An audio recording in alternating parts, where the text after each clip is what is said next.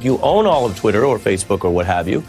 You don't have to explain yourself. You don't even have to be transparent. You could secretly ban one party's candidate or all of its candidates, all of its nominees, or you could just secretly turn down the reach of their stuff and turn up the reach of something else, and the rest of us might not even find out about it till after the election. Elon Musk says this is all to help people because he is just... Morning, glory, and bonjour, hi. From France, I am Hugh Hewitt. At my side is Pierre. Dash Pierre. In fact, if you turn the camera, you can see Dash Pierre with his beret, his baguette, and his, what do we call that you have on? We call that an apron. An apron, a Dash Pierre, and you got to sit down to see your head, though. Mona Lisa, baguette. He's totally gone native on me. I don't know if we're ever going to get it back. And from Texas comes Ed Morrissey. Good morning, Edward. How are you? It's actually, I don't know what time it is in Texas. What time is it? 5 a.m. in the morning? 5 a.m. Yeah, 5 so a.m. People all around the world have no idea where we are. So I was off the air yesterday going to the sacred space that is Normandy, to Omaha Beach, to the American Cemetery, to Pontohawk, and we'll talk a little bit about that in a second. And there's lots of news to go over. But, Edward, I got to ask you first about Ari Melber. I know that Kurt Schlichter talked about this a lot yesterday. I've gained about 400 followers overnight at Hugh Hewitt on Twitter. And by the way, I'd encourage everyone, every single person listening to this radio show to go and follow me and follow Ed Morrissey and follow Radio Blogger and follow all conservatives. Let's see if, in fact, it's true. But I have never believed in shadow banning, Edward. I've never believed in it. But Ari Melber is now afraid of it. And I know you talked about it yesterday and people, but do you believe, A, that it's happened, B, that it's ended, and C, that it might happen again? What does Ed Morrissey of hotair.com think? Do I think that shadow banning exists? Yes. I think that what we're seeing is the dials being turned back now that the new boss is coming into town here, and they're trying to set the dials back to zero so that they can claim when Elon Musk comes in, see, we weren't doing anything. So they've set all the dials on the dashboard back to zero. And I think Ari Melber understands this, which is the reason why he's panicked that the same tools that the current Twitter management has been using to impose viewpoint suppression on their platform could be turned against them. And the thing is that Elon Musk is saying, no, we're going to make the algorithms transparent so that you can tell whether or not people are tweaking around, behind the scenes. But that's not enough. I mean, did you see Ed Markey talk about algorithmic justice yesterday? Yes, I did. Algorithm, by the way, is code for I don't know what I'm talking about, so I'm going to use a word that suggests that I do, when in fact it's all the stuff in the back room. Duane is running the algorithm right now, for example, on the Hugh Hewitt show. Algorithm justice is Hugh Hewitt trying to explain how to do radio. Right, and so there is a technical side to Twitter that involves dials, which is a very funny boomer kind of thing, right? Dials, like you turn the dial on the volume. And that's not, they don't exist in this world. Getting us onto iPhones was tough enough, right? The boomer generation. But I have to read. I remember the commercial about beer. I don't drink beer, but when I drink beer, I drink whatever it is he drinks. Dos Equis. Dos Equis. Okay. I don't usually read Politico because it's a left-leaning, biased platform. But I caught a headline on Twitter, so I want to read this to you to get your reaction. Monday was an emotional day at Twitter, even for its executives. Shortly after billionaire Elon Musk bought the powerful social media platform, top Twitter lawyer Vijaya Gotti called a virtual meeting with the policy and legal team she oversees to discuss what the new ownership could mean for them. Gotti, who has worked at Twitter since 2011, is the key executive charged with overseeing Twitter's trust and safety, legal and public policy functions. She is seen internally as Twitter's moral authority and the executive tasked with handling sensitive issues like harassment and dangerous speech. Edward, have you ever in your life heard the name Vijaya Gotti before? No. Yesterday was the first day, yesterday was the first day I'd even known that all of those functions were under one single person at Twitter. So if someone is going to serve as the moral authority, you and I are both Catholics. You and I both know that the bishop in the diocese in which we reside is the moral authority of the Catholics who are in communion with the church, and I mean real communion, not fake communion. They are the moral authority. And we usually know a little bit. For example, Archbishop Chaput is probably listening now, the retired Archbishop of Philadelphia. I know a lot about his moral authority because I have read his 3 books or 4 books or 5 books, many of his articles, talked with him, interviewed him. What do you think about having a moral authority over the world's most influential platform, as Molly Ball calls it in Time magazine, about whom nothing is known and about whom I've never read an interview? Yeah, just to keep extending the Catholic metaphor here, it would be like finding out that the Holy See is actually being run by some priest in the woods in Wisconsin, right? That nobody's ever heard of before. That he's the guy that's actually running the Catholic Church, and everybody else is looking someplace else. That's exactly what this is like. And sometimes the biggest headline is right in front of you and you don't notice. There's a moral authority at Twitter. There's somebody who is in charge of all this. Or there was. And she cried yesterday. And I think she cried because she's not going to be the moral authority. She's going to be another rich lawyer in retirement somewhere who's going to be a VC startup. And her opinions are going to count as much as Ed Morrissey's or Pierre's, Pierre Dash on my right, or mine. And I just find it's not anything like Russia cutting off the gas to Poland. That's a big headline today. Those people are cold and in the dark pretty soon. And there are wars and rumors of war around the world. But I'm stunned that I did not know this person's name or that has she appeared in front of Congress, do you think? I would suspect not. I mean, again, I don't know that anybody knew that this woman was the moral authority and the one person in charge of both the legal and the speech moderation issues at Twitter. I mean, again, this is news, I think, and the fact that it's news is news. The fact that it's news is news, and that's the key, and that it's buried in the Politico, and other people don't know that it's news. I mean, I read with a jaundiced eye everything about the media because I know how media works, and I know that on television, for example, it doesn't matter what any of the anchors are saying. What matters is what their producers have been told to do by their presidents of their news divisions. It all goes up. Radio's not that way. Right now, Duane is in my ear yelling at me, but if you're on the air, Edward is in charge of Edward, Hugh is in charge of Hugh, and the callers are in charge of the callers. And Ben is in charge of whether you get on the air, and Duane kicks me under the table. Ouch! And so the key is we are actually a free speech, but controlled by the FCC. Twitter is not. It's been her kingdom. Just think about that out loud, Edward. What kind of things are you thinking about, knowing that there is a queen of the kingdom? Well, I'm struck by the fact that the person who's in charge of their legal department is also their moral authority, and it reminds me of the end of Rustler's Rhapsody. I don't know if you ever saw this movie. It's a very funny movie with Tom Berenger. Patrick Wayne is John Wayne's son, plays this guy who's supposed to be this competing good guy, right? So they're both really good guys, and at the end, I mean, the movie's 36 years old, so spoiler alert, but at the end, Patrick Wayne ends up shooting Tom Berenger, and Tom Berenger says, "I thought you were a good guy," and Patrick Wayne says, "I'm a lawyer, you idiot."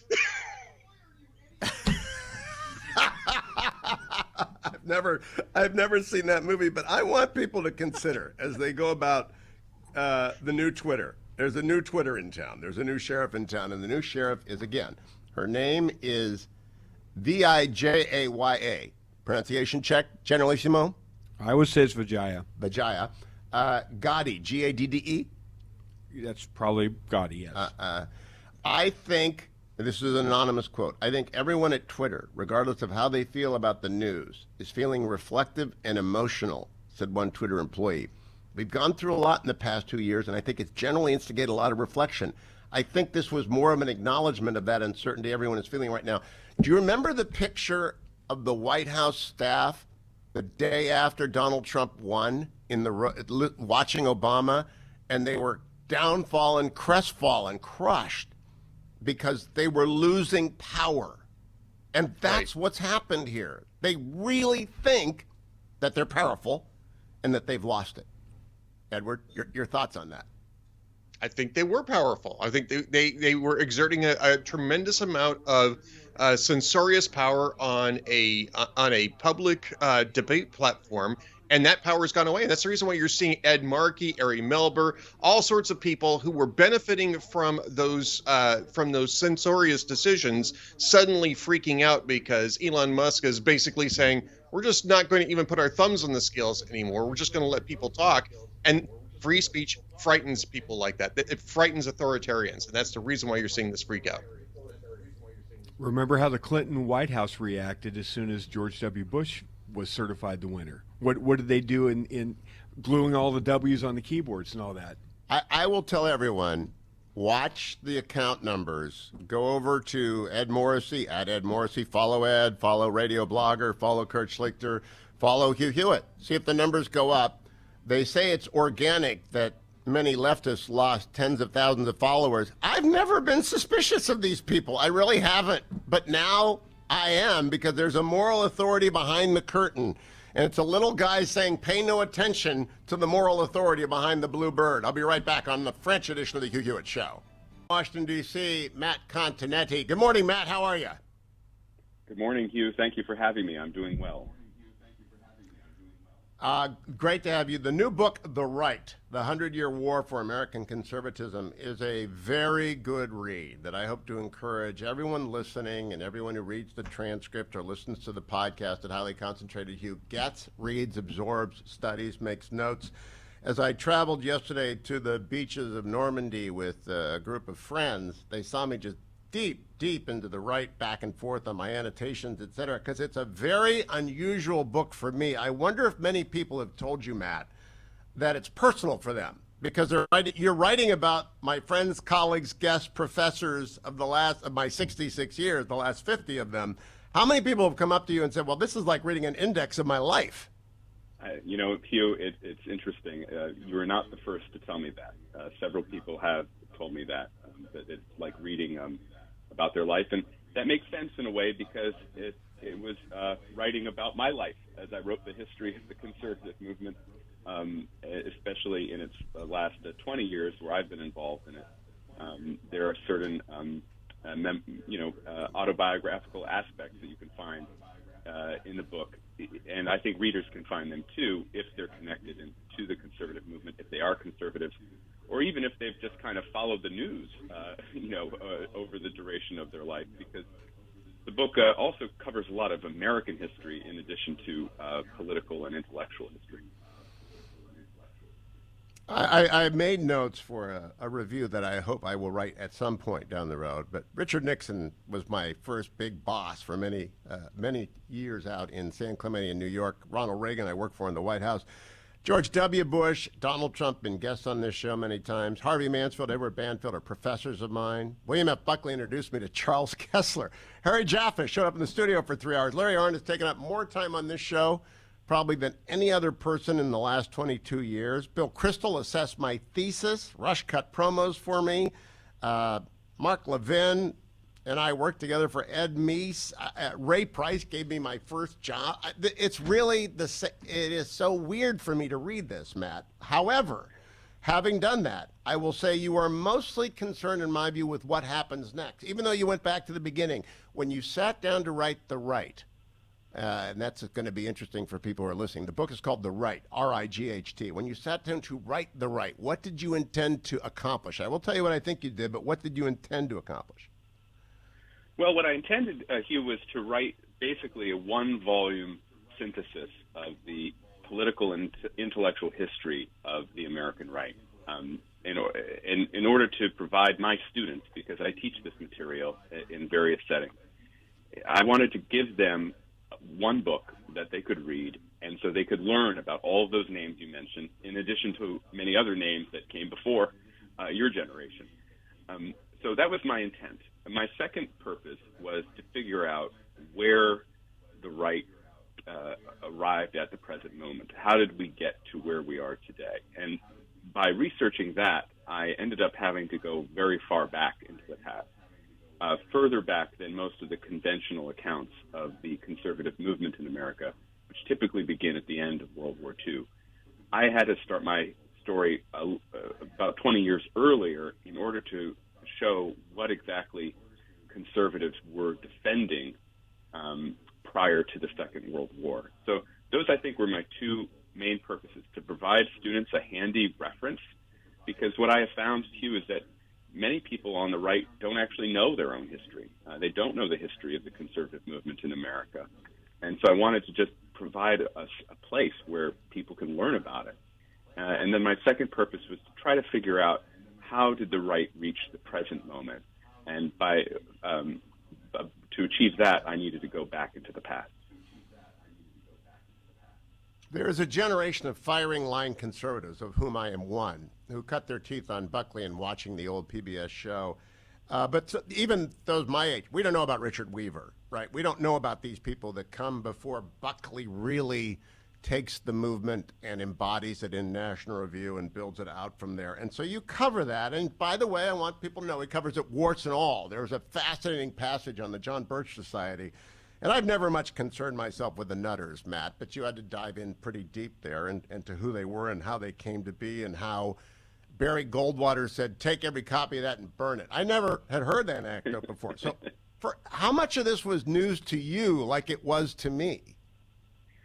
Well, Hugh, the book is the product of really 6 years of research and writing, and I'd say 10 years of intensive reading. So almost all of it was new to me. Other than the final chapters, which cover events that I was involved in as a political analyst and commentator. So it was a learning experience for me as well. I've always found that I was a history major in college. I love the past. I think an appreciation of the past is a part of conservative mind. And I've also have a habit of reading old journalism. I love going back into the archives of magazines like National Review, like you mentioned. I like reading old political columns from Charles Krauthammer that he was writing 40 years ago, say. And all of that basically results in this text, in the right. Now, I have never heard it referred to this way, the Beaconsfield way, you call it on page 143, quoting Frank Meyer. That is a reference to Lord Beaconsfield, who is Disraeli. And Disraeli conservatives are the original Big Tent conservatives. And had you ever heard of it referred to as the Beaconsfield way before you ran across Meyer's assessment of it that way? No, I think that was unique to him, and also Whittaker Chambers used it as well, that formulation. Yeah.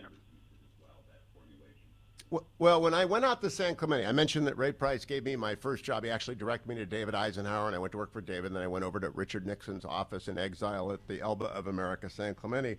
And the first book RN had me read was Blake's Disraeli. And I've read it 3 or 4 times. And I think it is what Disraeli attempted to do is what Big Tent conservatives have been trying to do. And I think what you described Buckley as searching for equilibrium, trying to do.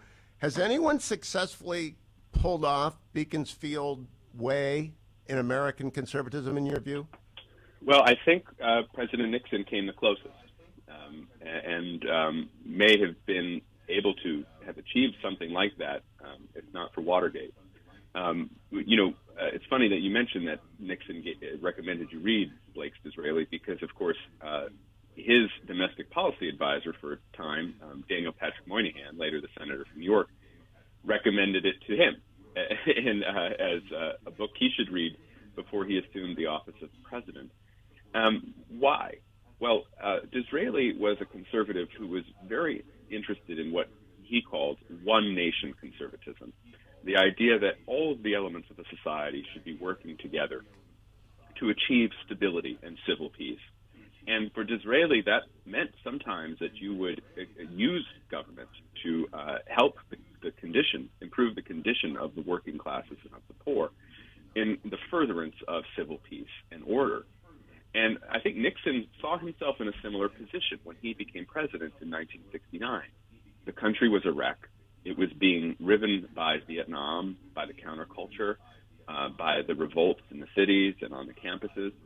And Nixon felt it was his job to reestablish domestic tranquility, what he called law and order in his 1968 campaign.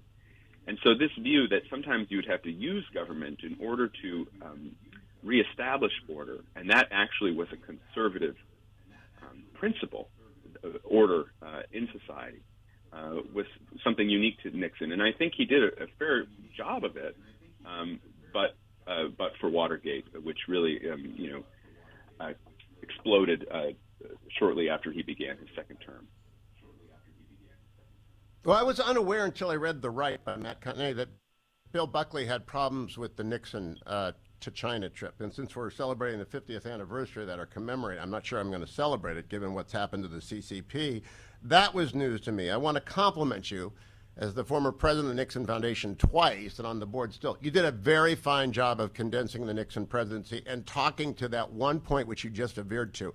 He populated his administration, not only with George Shultz, but also with Daniel Patrick Moynihan, not only with Patrick Buchanan, but Bill Safire and Ray Price. I quarrel a bit, and I'll quarrel with you on some other things as well. Ray Price was not a liberal. He was a moderate Republican. He was a Rockefeller Republican, but Nixon dragged him in. He dragged in everybody because he sought to make the administration an island from which a bridge would go to every part of the movement. And I've made my radio show for 22 years, an island to which every bridge is open. And so I haven't exiled anyone from my island, and some people have walked off, but nobody's been exiled from it.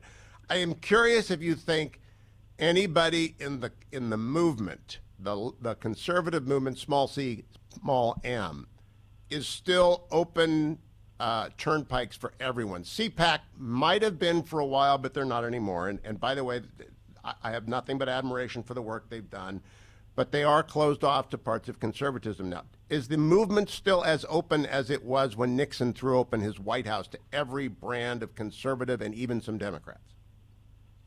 I don't think so, Hugh. I think the movement is not as open to dissent and as it once was. And I think because of the perceived threat from the left, the real threat from the left, a lot of conservatives have simply closed ranks and said, we need to deal with the left. That's our first priority. And so we don't have the time to have a long discussion or debate about what we should be doing on the right. We need to worry about the left first. I do think it's interesting that Nixon, always had a kind of a tense relationship with Buckley and with the people he called the Buckleyites and the founders of the conservative movement. And yet, as you say, he also did want to include them in his broad coalition, which included so many different figures and aspects of the right and the center in America. And I'd also say, too, I recently watched an interview with President Nixon that was conducted in 1992, and he was talking about leadership, and he said, a leader is someone who is confident enough to have very high quality people around him.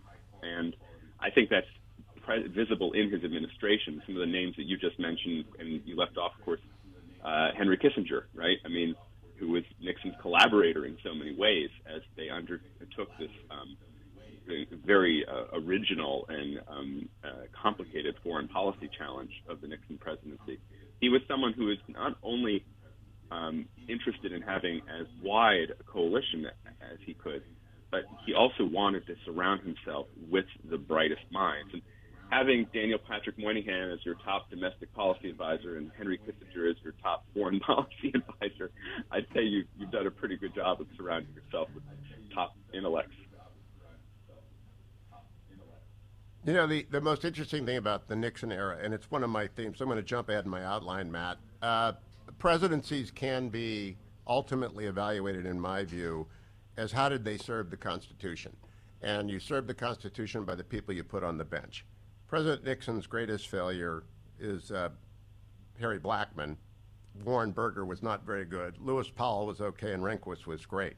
Ike's greatest failure was Earl Warren and William Brennan. Reagan's greatest failure, though I admire her character, is Justice O'Connor and Justice Kennedy. H.W.'s greatest failure is David Souter. We don't know yet whether W failed when he picked John Roberts over Mike Luttig. I don't think he did. I think they're both friends of mine, and they both listen to this show, and so they both should hear me say, I don't think it makes a lick of difference which one of them was going to be Chief Justice in the long run, though they have different temperaments. But it is Trump's triumph compared to all those other conservatives to have put on Gorsuch, Kavanaugh, and ABC. And when someone replaces Matt Continetti and writes the right in 40 years, I think they're going to hold up as the most constitutionalist person, Donald Trump, having done the most for the Constitution, understood as the frame of silver around the apple of gold that is the Declaration, by virtue of its judges and especially by virtue of those three. Of all those Republican presidents I just run through, do you think that Trump has done the best job of putting bodyguards around the Constitution as Trump did? Well, Trump certainly was the most successful in appointing originalist judges. Judges also who had track records. We could assess their decisions, or in the case of Justice Barrett, we knew where she was coming from because of her intellectual products as a professor. I think that's a function of a few things. The first is the growth of originalism in the legal academy, in the conservative legal movement, and in particular in its institutional structure of the Federalist Society. That sort of infrastructure, Hugh, wasn't present. It didn't exist at all under President Nixon, and it was just in its beginnings under President Reagan. In fact, we just marked the 40th anniversary of the first Federalist Society conference at Yale. So it took a couple generations, actually, to build up the ranks of originalist judges. And then Trump, I think, should be applauded from an originalist perspective, then selected from those ranks that it took time to grow. Now, so why did he do that? Well, I think a second reason is Trump was very savvy in understanding how conservatives and Republicans would react to the sudden death of Justice Scalia in 2016. He knew what a blow that was to the conservative movement, to the spirit of the Republican Party, the conservative legal movement. Justice Scalia mattered a great deal. And what Trump did then was say, look, I'm going to replace him with someone from this list of judges. And this list, there were two lists, was culled from the best that the Federalist Society had to offer. I think that reassured a lot of conservatives, a lot of Republicans, who still at that point in the campaign were uncertain about how Trump would govern as president. Would he actually govern as a conservative? And that, like, Trump tends to follow through on his promises when it involves a key constituency, and he did. And you're absolutely right to suggest that the legacy of the three justices will be Trump's, I think, most long-lasting and consequential legacy. And it will be his litmus test for conservatism and his fealty to it. He is himself not an ideologue. I think you and I would agree. There's very little ideology in President Trump at all. There is an opportunistic use of tools that are available to advance his goals, which are typically personal. And the critiques of him are not usually conservative critiques. They are aesthetic critiques. I'll come back to that, but I want to go to page 385. You write that Justice Kavanaugh's nomination was, quote, saved by the classical liberal values of cross-examination, empiricism, due process, and the presumption of innocence. Got to argue with one of two big things I would argue with it, Matt. They were saved because Donald Trump decided to keep him. Donald Trump's temperament did not allow him to fold. Donald Trump did not do what George W. Bush did to Harriet Miers, hold the nomination. Those things that you mentioned only work because Trump is a combative SOB who simply refused to fold. And that's, I think, what attracts many in the conservative movement to him. He may not be one of us, but if he takes one of our positions, he's damn well not going to move off of it. I think that was part of the reason Kavanaugh's nomination stayed. And I think that's definitely a reason why conservatives are drawn to President Trump, and especially that idea of a fighting spirit and not backing down. I do think that the Myers nomination is slightly different than the Kavanaugh one. Remember, the Myers nomination brought down mainly by conservative critics of her and worried that she would turn out to be a stealth nominee like some of the other figures you mentioned earlier, Hugh. Kavanaugh, of course, we knew that he was conservative. He came up through the W administration. He had already been on the D.C. Circuit. And there it was, what is the outcome of these just unsubstantiated charges, scurrilous charges? And I think Trump's decision not to abandon him was very important. I also think that Susan Collins' decision to support Kavanaugh was important. And when you look at her speech, she mentioned some of those principles that I listed in the quote that you read. Yes, you did. Now, Matt, my biggest criticism of the book is because of what you set out to do, the textbook. If yours was the only book to survive, like everything else of Aristotle's corpus that we don't have, if it all vanishes in the equivalent of the Alexandria Library fire, readers of your book will not know about the most influential conservative of our time. And I stand by this assertion, Larry Arnn, because he has developed generations of Hillsdale College students who are out there going to carry on the work. They won't know about Edward Atzinger, who actually owns Salem Media and has produced more conservative content on the web and in the radio than any other person, I think, in America, including Rupert Murdoch, just by virtue of hours. They won't know about Charles Chaput and Timothy Dolan, bishops of the Catholic Church who are the most influential Catholics in America. They will have had one fleeting reference to Victor Davis Hanson, who is a classicist and a military historian, but I think so vital to how the Republicans conducted the war and understand the world in immigration. You reference it. They won't know Paul Gigot. They will not find a reference to Leonard Leo, who is, as you know, the Federalist Society. They won't find the name Mitch McConnell, who saved the Constitution. He's the guy that held open the vacancy of Justice Scalia. Leader McConnell, they'll find one reference to Karl Rove, who actually is the winning strategy for Bush to make the court come back. And no, they won't see people like Mark Stein, who are influential in ways. You mentioned Limbaugh, but not Mark Levin. Do you think it's complete enough, or is yours a Beltway conservative's view of the right, as opposed to a national conservative's view of the right, which is what I think it is? Well, Hugh, I will say that and I don't want to scare off readers, the book is 450 pages long, and the draft submitted to my publisher was you need every page. It was much longer, and many of the people that you mentioned were included in that original draft, and so I think we can say that there, with confidence, that in a subsequent edition, many of them will be included. So a lot of this is just simply a function of the editing process and having to select, what goes in, what goes out. All of those names you mentioned are important. Look, on the question of Beltway conservative, national conservative, I am a Beltway conservative. I grew up actually right outside the Beltway in Northern Virginia. I now live inside the Beltway and have for 20 years. And the book is really about how the conservative intellectual movement has interacted with, influenced, or been spurned by the larger grassroots conservative movement that encompasses the entire country. So, I tried to be as detached and fair-minded as I could be, and I think I achieved that in a large regard. But for sure, there are names that other people would have included that I didn't, or that I just didn't have space to. There's no separating where I'm coming from what is written on the page. You are detached and you are fair. I want people to understand this book is a very important book for every conservative for reasons I'm about to get into. But the difference between a Beltway conservative and a national conservative is really a difference between Matt and I. It's not only generational. Most conservatives used to.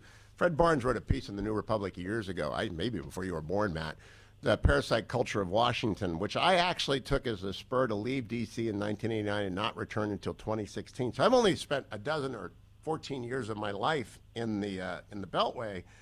And the result is, when you write about Ronald Reagan, that he had, quote, peculiar qualities of optimism, sunniness, humor, and unflappability. I don't think those are peculiar. I think they are actually fairly common, indeed almost ubiquitous among national conservatives that are in every church and synagogue, every booster club, JCs, VFW, American Legion, that national conservatives are optimistic, sunny, funny. That's the Mark Stein kind of funny and the Rush Limbaugh kind of funny. But that Beltway conservatives somehow breathe that air of world weariness. And I see it every day. It's one of the reasons I love to get out of town, and I leave two-thirds twice a year, 3 times a year. I get out for a month at a time just to get away from what is that. Do you know what I'm talking about? That atmosphere of resignation to, people can't, they have to be sophisticated, right? They can't be happy. I think I have a sense of humor, Hugh. So I want to say that all Beltway conservatives are yes, you do. I do get what you're saying, which is that this is a perennial problem on the American right, and one that I discuss in the book, which is that the right will often put up leaders and send them to Washington, only to find that within a few years, many have succumbed to the culture of Washington. They begin reading the Washington Post. I mean, of course, I'm speaking about like when it was just the Washington Post and a hard copy. Now you can read all of the media, and all the TV media is going 24 hours a day as well. So they begin adopting liberal premises and attitudes, and what the grassroots finds is that these conservatives are cocooned in a way that is detaching them from the realities on the ground across the country. I believe that is the real reason that so many conservatives in New York and D.C. were blind to the rise of Donald Trump, and I say that in my book. When I say that Reagan had peculiar qualities, I didn't say that he's like the only person in the world who's optimistic and fun and genial. Of course, there are millions of Americans who share those qualities. What I was saying is that among the leaders of the right, he is unique. And I think when you look at, you can contrast Reagan's personality with Barry Goldwater's day. You can contrast Reagan's personality with President Nixon, a man for whom my respect actually grew immensely in the writing of this book. And you can see that there are differences.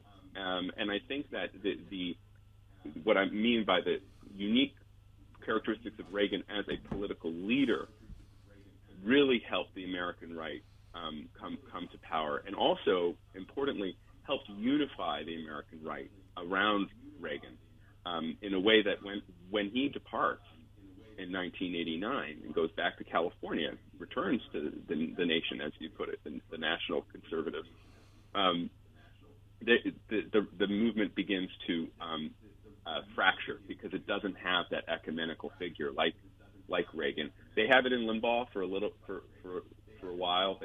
Buckley is slowly retiring during this period, but they don't have one person whom all the different parts of the right can look to for leadership, and that causes a lot of infighting and disarray. And it's interesting about former President Trump.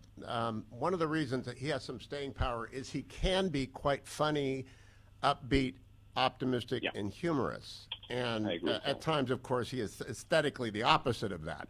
And to me, I did so much work on the right. I kept trying to four-square box it. Presidents are either optimistic and pessimistic. They're either grateful or resentful. They either come from the lower class or the upper class. It's almost impossible to come up with a theory of the case for why American conservatism goes up and down. Though you do the best job of any intellectual history I've found. Let's walk through the four periods and talk about them. And how much time do I have with you, Matt, by the way? Do I have another 15 minutes or so? We have, another 20 minutes, if that's okay. All right, great. The first period is World War II to 1989. And you've got this down cold. You nailed this. You got the Goldwater and the Taft parts of it. You've got the Weaver parts and the Buckley parts. There we had the common enemy of the Soviet Union, and that was the enemy of conservatism. That's who we were against. And that made it a little bit more coherent. Nixon's approach was different from Reagan's, and Reagan's was different from HW's, but the Soviet Union was the problem. The second period is 1989 to the presidency of Obama. And President Obama, as you rightly say, set off panic among Republicans of every stripe and among conservatives of every stripe. And out of that comes the period in which we are now, post-Obama, in the era of Trumpism. And that's a period that begins in 2015 with the escalator and will go on until he is no longer active on the public stage. We are living in that now. And then there's going to be post-Trump conservatism. And unlike Goldwater, because he never got power, Trump has defined a part of the era. I think that part four is what I want to get to, but first to part three, because no one really is going to argue. They're going to be informed by your parts 1 and 2. I mean, it's just the facts. You just lay it out. But part 3, what does Trump do? He serves to me, and you kind of made this obvious to me, as the solution that if you dip someone in, we're going to expose their inner core. He is an X-ray machine, a CAT scan, an MRI. Trumpism, the Trump ray machine, the way that people reacted to Donald Trump tells us what their core values really are. And what do you think about that theory, before I elucidate or expand on it, Matt? I think there's something to that. I've heard that from several people, actually, Hugh. That's an interesting metaphor, that you do find out what is most important to a person by the way in which they respond to President Trump. And I had this conversation with Pete Wehner, who's a very good, I don't think Pete's in your book either, and Pete's a great conservative. He's a great friend of mine. He's an anti-Trumper, never Trumper. And I told Pete, we were arguing as we left a media appearance, after Gorsuch, pre-Kavanaugh, that if Donald Trump gets a second conservative Supreme Court justice, much less a third, which he got, the answer will be dispositive. We ought to have voted for him in 2016, which I did and Pete didn't. Do you agree with me that that's dispositive? Because the court is going to strike down Roe v. Wade Roe v. Wade and Casey in a matter of weeks. The movement, if you're really a conservative, you have to be pro-life. If you really are a conservative, you have to be. And finally, we are going to win. Where Reagan and Bush and the second Bush and Nixon all failed, Trump will succeed. How do you respond to that? I think that if your primary worry was that Trump wouldn't govern as a conservative, by 2017, really, you knew that that fear was not justified, that Trump did govern as a conservative for his 4 years. And the question then was that, well, other critics of Trump, that wasn't really their primary worry. They had these other concerns about Trump.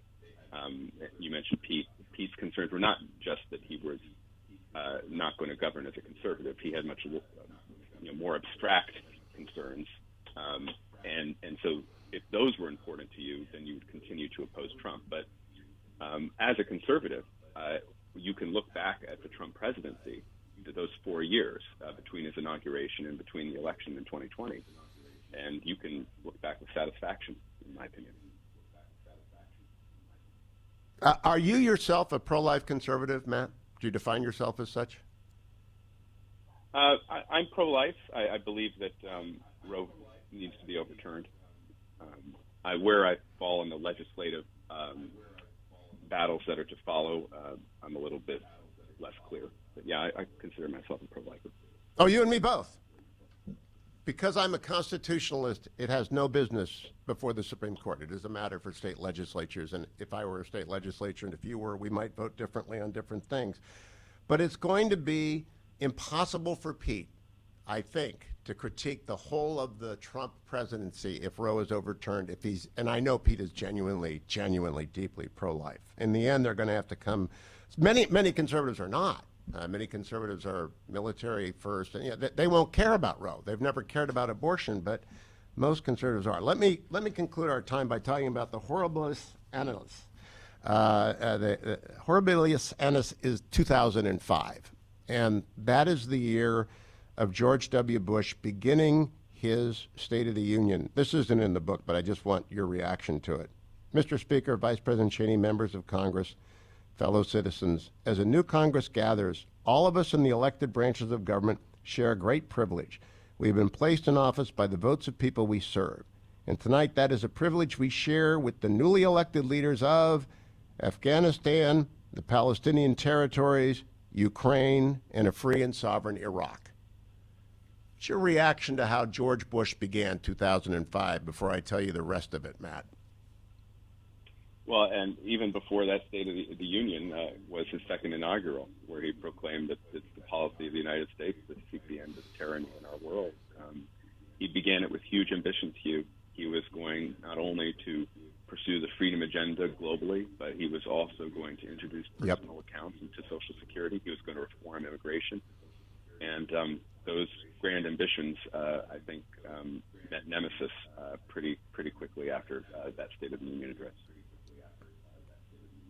That's it. 2005 is the year that the president embarks on Social Security reform, and an obscure intellectual by the name of Joshua Micah Marshall basically terrorizes Harry Reid on the internet into blocking everything. So that failed. Terry Schiavo is not in your book, but she is the collapse of her unfortunate death, and the attempt to save her from it is the collapse of sort of conservatism internally, because some people thought conservatives at the federal level should have nothing to do with Terry Schiavo in Florida.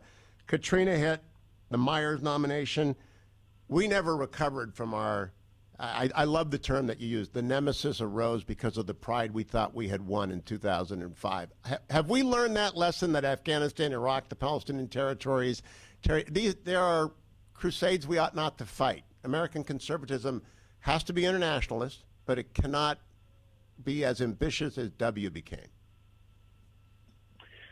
I think that the party has learned that lesson. I think if you look now at their attitude toward Ukraine, for example, while most Republicans and conservatives support the Ukrainians, believe we should aid Ukraine in its defense against the Russian invasion, they are not arguing in the main for a no-fly zone. They are not arguing at all for us to commit ground troops and to defend Ukraine ourselves. So I think that the party, the movement, has learned some of the lessons from the W era, especially when it comes to preemptive war. The idea that we are going to strike a threat before we're hit or before the threat is imminent. And that, I think, has been removed from the table. And I think the rise of Donald Trump is partly a response to the overreach of the Bush administration, and then the panic that set in during the Obama administration. So I agree. So this is all, by the way, spelled out in the right by Matthew. Let's conclude with Peggy Noonan's piece from February 25th of 2016. Peggy put her finger on this in a way that you have it at length and in detail when she wrote about Trump and the rise of the unprotected and her division of the country into the protected and the unprotected, those who have bumpers, those who have some money, those who have jobs that will endure. The Beltway. Trump spoke for people. Whether or not he cared about them is, a question we can debate forever, but he pretended to care about them. Do you think the future of conservatism depends, as Disraeli saw, on that other nation that's unprotected, that we've got to actually do something for them, and that our solutions are better for them than the solutions of the left? I think the fortunes of the right have always depended on finding a synthesis between constitutionalism and populism, and finding a way to enact public policies that help the forgotten man and woman, that help the silent majority, while also remaining true to the institutions of the American founding and its principles. And it's that synthesis, Hugh, that is the key to, I think, conservative success and to the conservative future. I agree. My last question for you, Matt, and then I'll let you go. If we did a It's a Wonderful Life storyline with America, and we took out Leo Strauss, and you deal with Strauss rather extensively. I'm not smart enough to be a Straussian. I used to tell Ken Matsugi said to that, and you always say that's a very Straussian thing to say, but I genuinely am not smart enough to be a Straussian. But if we took Leo Strauss out, and with him Jaffa and Diamond and everybody else that you talk about in here, the whole East-West division, that means Larry Arnn goes out to the most influential conservative no one's ever heard of. What would America look like without Leo Strauss right now?